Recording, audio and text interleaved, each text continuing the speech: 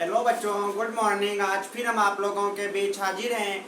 आज हम एल्डिहाइड तथा कीटोन से संबंधित रिएक्शन पढ़ते हैं। एल्डिहाइड और कीटोन। एल्डिहाइड और कीटोन से संबंधित कुछ समीकरणें पढ़ते हैं।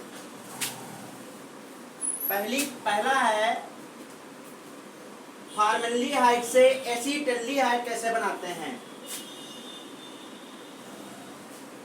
फॉर्मल्डिहाइड से एसेटल्डिहाइड कैसे बनाते हैं। एसेटल्डिहाइड कैसे बनाते हैं। फॉर्मल्डिहाइड का सूत्र क्या होता है? HCHO। ये फॉर्मल्डिहाइड होता है। तो हम करते क्या हैं, फॉर्मल्डिहाइड का ऑक्सीकरण करते हैं। फॉर्मल्डिहाइड का क्या करते हैं? ऑक्सीकरण। किसकी उपस्थिति में करते हैं? अम्लीय K2Cr2O7 की उपस्थिति में हम क्या करते हैं? इसका ऑक्सीकरण करते हैं। तो ये जो एल्डिहाइड समूह है ये कार्बोक्सिलिक समूह में चेंज हो जाता है। क्या बन जाता है? फॉर्मिक अम्ल बन जाता है। अब फॉर्मिक अम्ल की बुझे हुए चूने से क्रिया कराते हैं। किससे क्रिया कराते हैं? बुझे हुए चूने से, या कैल्शियम हाइड्रोक्साइड भी बोल सकते हो। जब हम फॉर्मिक अम्ल की बुझे हुए चूने से क्रिया कराते हैं तो बनता है कैल्शियम फॉर्मेट। क्या बनता है? कैल्शियम फॉर्मेट, और जल निकल जाता है। जो ये कैल्शियम फॉर्मेट बनाए, क्या बनाए? Calcium formate. अब हम कैल्शियम फॉर्मेट की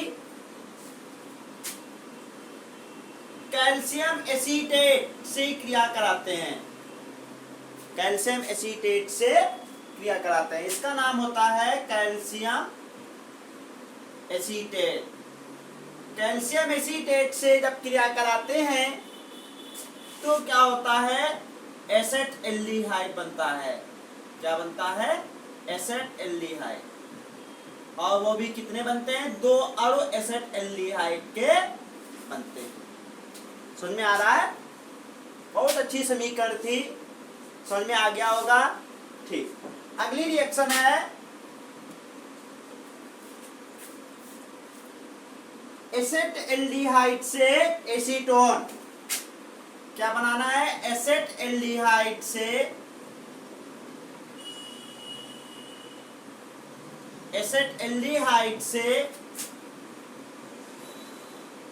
एसीटोन।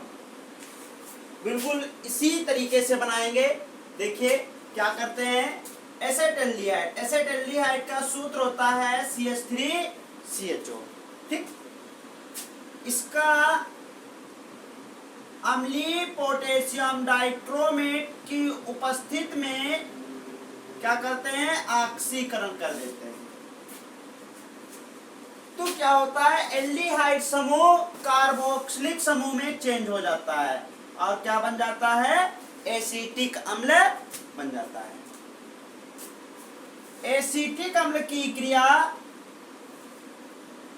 बुझे हुए चूने से कराते हैं। किससे कराते हैं? बुझे हुए चूने से कराते हैं। तो क्या बन जाता है? कैल्शियम एसीटेट बन जाता है। क्या बन जाता है? Calcium acetate. ये कैल्शियम एसीटेट बन जाता है। और कैल्शियम एसीटेट का शुष्क आसवन करते हैं तो क्या बनता है? एसीटोन बनता है। क्या बनता है? एसीटोन बनता है। ये एसीटोन होता है। बहुत अच्छा है, बहुत अच्छी समीकरण है। सभी लोगों को समझ में आ गई? नोट कर लीजिए। नोट कर लिया? ठीक। इसके बाद अगली रिएक्शन है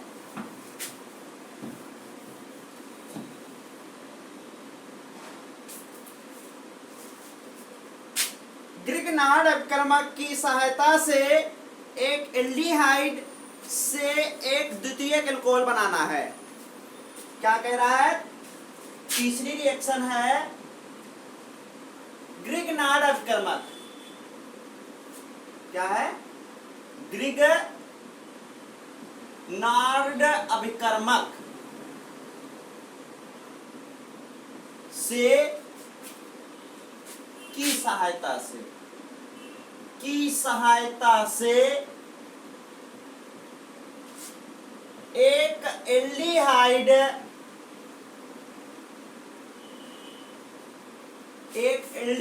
से एक द्वितीयक एल्कोहल बनाना है। द्वितीयक एल्कोहल बनाना है। बहुत से लोग बना लेंगे। तो कैसे बनाते हैं देखिए, ग्रिग्नार्ड अपक्रमक। तो ग्रिग्नार्ड अपक्रमक हम CH3MgCl का प्रयोग करते हैं। ये ग्रिग्नार्ड अपक्रमक है। और एक एल्डिहाइड हम यहाँ पर एसेट एल्डिहाइड लेते हैं। कौन सा लेते हैं? Asset aldehyde. ठीक, द्वितीयक एल्कोहल बनाना है। तो देखो क्या होगा, जो ये कार्बन परमाणु है, ये वाला, इस कार्बन परमाणु से ये CH3 जुड़ा है, ये H लगा हुआ है, और ये डबल बॉन्ड O लगा हुआ है। क्या होगा, यहां से एक बॉन्ड हट जाएगा और ये MgCl जो है इसके साथ जुड़ जाएगा।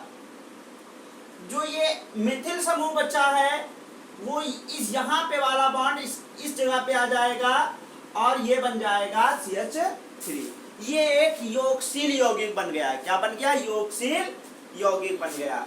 अब इस योगशील यौगिक का हम Zn+H2O मतलब जिंक की उपस्थिति में जल अपघटन करते हैं। तो क्या होता है देखिए, CH3H क्या होगा, ये एक H और ये इतना निकल जाएगा, MgOH Cl निकल गया, यहां पर बचा है OH, ये जुड़ जाएगा और यही होता है द्वितीयक एल्कोहल। क्या होता है? द्वितीयक एल्कोहल।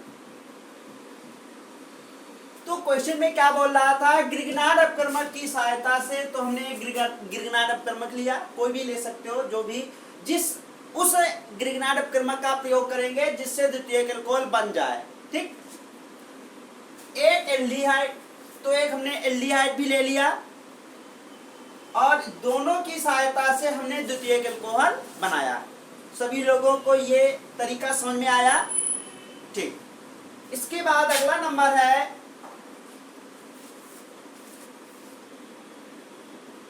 एसीटोन से क्लोरोफॉर्म। एसीटोन से क्लोरोफॉर्म,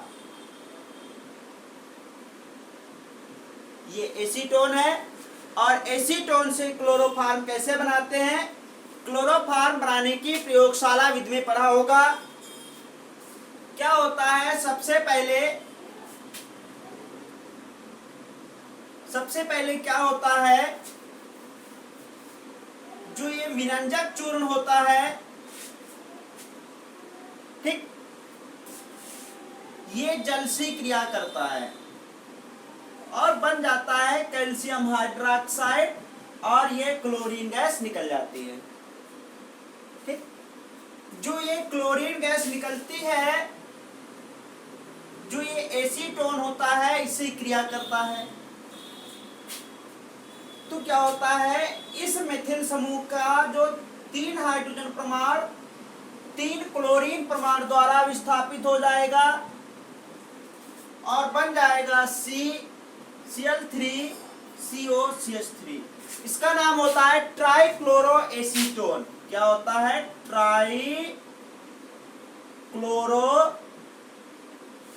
एसीटोन। जो ये ट्राइक्लोरोएसीटोन बना है, ये बुझे हुए चूने से क्रिया करता है। यहां पर 2 लगा लेते हैं, तो बन जाता है 2CHCl3 और बनता है कैल्शियम एसीटेट।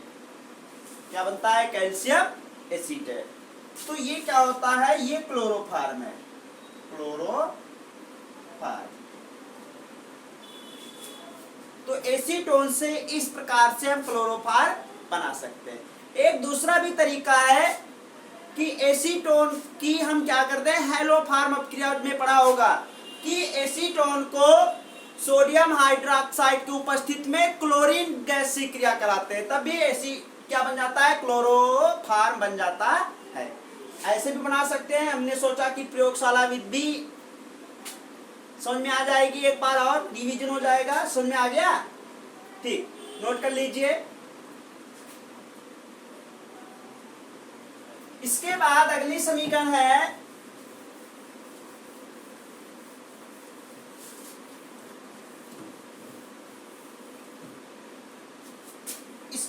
अगली समीकरण है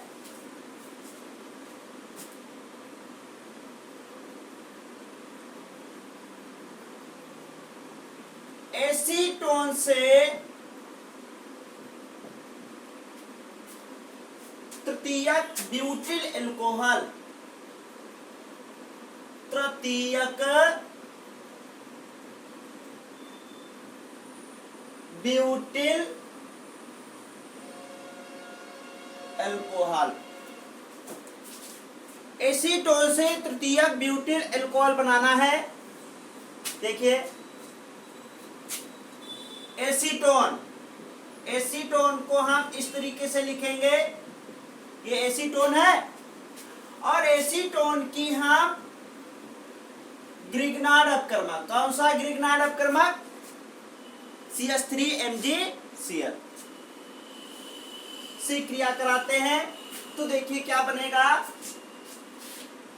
ये CH3, ये CH3, ये CH3, सिंगल बॉन्ड OMgCl। इस तरीके से योगशील यौगिक बनता है। इस योगशील यौगिक का हम क्या करते हैं? जल अपघटन करते हैं। इसको सही से लिखेंगे CH3 और OMgCl। तो होगा क्या, यहां से एक H और ये निकल जाएगा। अच्छा वही लिख दिया। क्या होगा, ये H और ये निकल जाएगा, MgOHCl ये निकल गया। यहाँ पे बचा है OH, वो हमने यहाँ पे जोड़ दिया। इसका नाम क्या है? तृतीयक ब्यूटिल अल्कोहल। इसका नाम क्या है? तृतीयक ब्यूटिल अल्कोहल। समझ में आ गया? ठीक, नोट कर लीजिए। इसके बाद अगली रिएक्शन है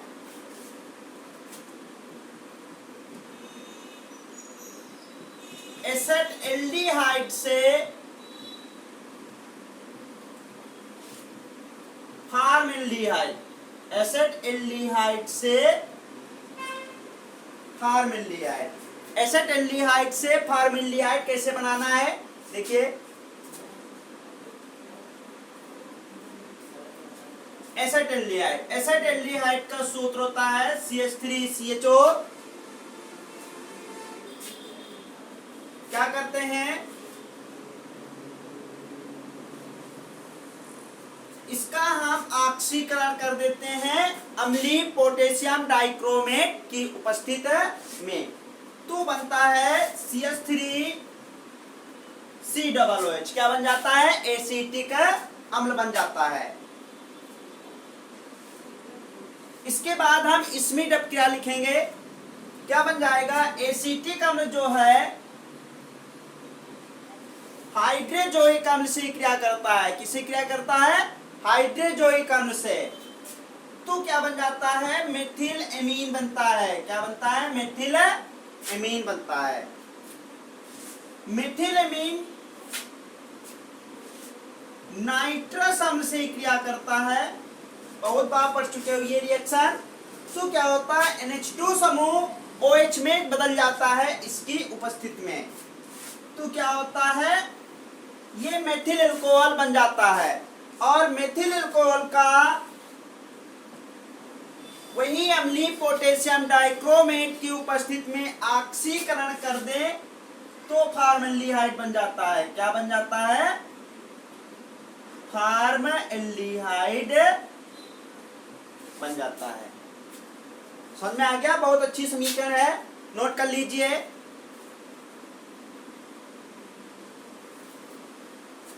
नोट कर ली। इसके बाद अगला नंबर है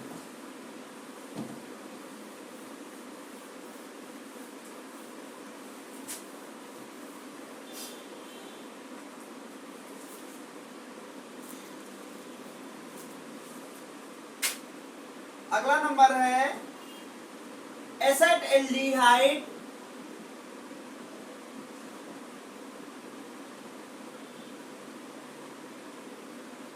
एसेटल्डिहाइड से एथिलीन गैस। क्या बनाना है? Ethylene gas. एथिलीन बनानी है, C2H4 बनाना है। बहुत अच्छा है। एसेटल्डिहाइड, एसेटल्डिहाइड का सूत्र होता है CH3CHO। इससे हमें एथिलीन बनानी है। क्या करते हैं? इसका हम C2H5OH, ये कौन सा अपचयन होता है? बूमों-ब्लांक अपचयन।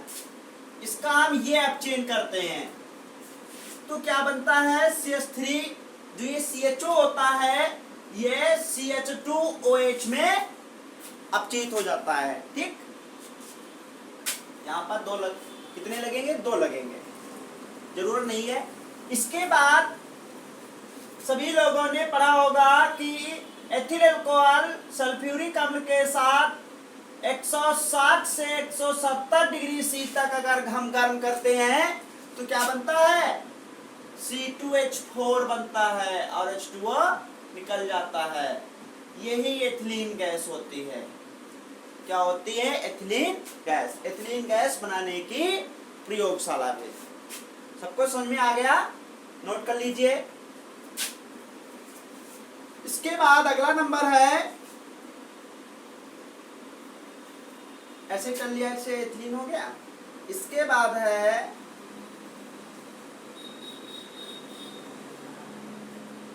एथिलीन से formaldehyde.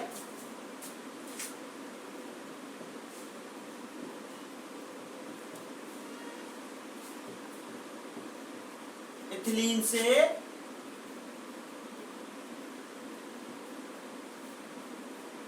Formaldehyde.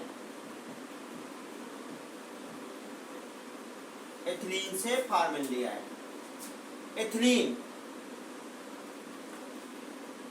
CH2 double bond CH2, formaldehyde बनाना है। बताओ क्या करते हैं? इसका हम जल के साथ योग कर देते हैं। जल के साथ योग तो बन जाता है एसेटल्डिहाइड। क्या बन जाता है? एसेटल्डिहाइड। और एसेटल्डिहाइड से फॉर्मल्डिहाइड बना सकते हो। एसेटल्डिहाइड से फॉर्मल्डिहाइड बना सकते हो। अभी हमने बनाया था। क्या करते हैं? इसका हम ऑक्सीकरण करते हैं, बन जाता है CH3COOH।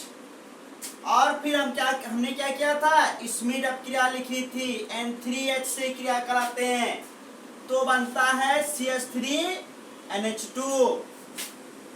और फिर इसका हम नाइट्रस अम्ल के साथ क्रिया कराते हैं तो बन जाता है मेथिल अल्कोहल। और मेथिल अल्कोहल का ऑक्सीकरण करने पर क्या बन जाता है? फॉर्मएल्डिहाइड। क्या बन जाता है? फॉर्मएल्डिहाइड। तो आज जितनी भी रिएक्शन सभी लोगों ने पढ़ी है, सभी लोगों को समझ में आ गई होगी। जो समीकरण समझ में ना आई हो उसे कमेंट बॉक्स में लिख देना और उसे हम बता देंगे। Okay bye.